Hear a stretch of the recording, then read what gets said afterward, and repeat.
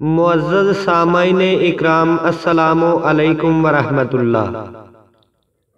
اعوذ باللہ من الشیطان الرجیم، بسم اللہ الرحمن الرحیم۔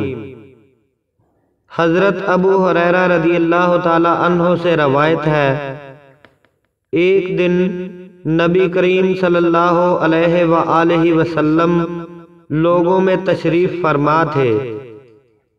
ایک شخص آپ صلی اللہ علیہ وآلہ وسلم کے پاس آیا اور پوچھنے لگا کہ ایمان کسے کہتے ہیں؟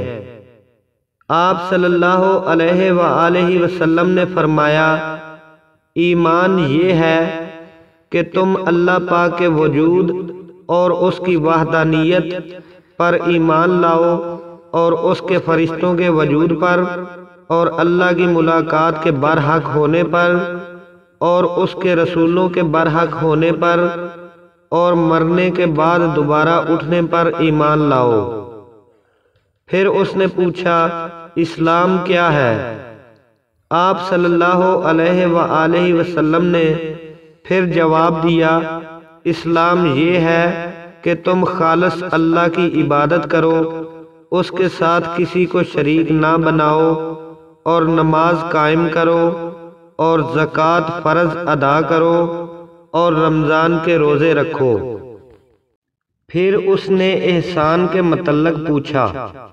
آپ صلی اللہ علیہ وآلہ وسلم نے فرمایا، احسان یہ ہے کہ تم اللہ کی عبادت اس طرح کرو گویا تم اسے دیکھ رہے ہو۔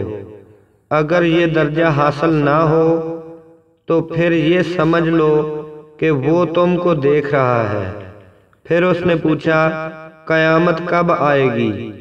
آپ صلی اللہ علیہ وآلہ وسلم نے فرمایا، اس کے بارے میں جواب دینے والا پوچھنے والے سے زیادہ نہیں جانتا، البتہ میں تمہیں اس کی نشانیاں بتلا سکتا ہوں۔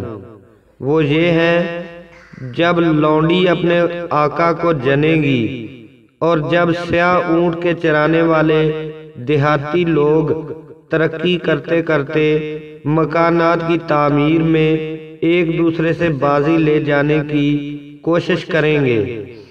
یاد رکھو، قیامت کا علم ان 5 چیزوں میں ہے جن کو اللہ کے سوا کوئی نہیں جانتا۔ پھر آپ صلی اللہ علیہ وآلہ وسلم نے یہ آیت پڑھی کہ اللہ ہی کو قیامت کا علم ہے کہ وہ کب ہوگی۔ پھر پوچھنے والا پیٹھ پھیر کر جانے لگا۔ آپ صلی اللہ علیہ وآلہ وسلم نے فرمایا، اسے واپس بلا کر لاؤ۔ لوگ دوڑ پڑے مگر وہ کہیں نظر نہ آیا۔ آپ صلی اللہ علیہ وآلہ وسلم نے فرمایا کہ وہ جبرائیل تھے جو لوگوں کو ان کا دین سکھانے آئے تھے۔ ابو عبداللہ امام بخاری رحمۃ اللہ علیہ فرماتے ہیں، نبی کریم صلی اللہ علیہ وآلہ وسلم نے ان تمام باتوں کو ایمان قرار دیا ہے۔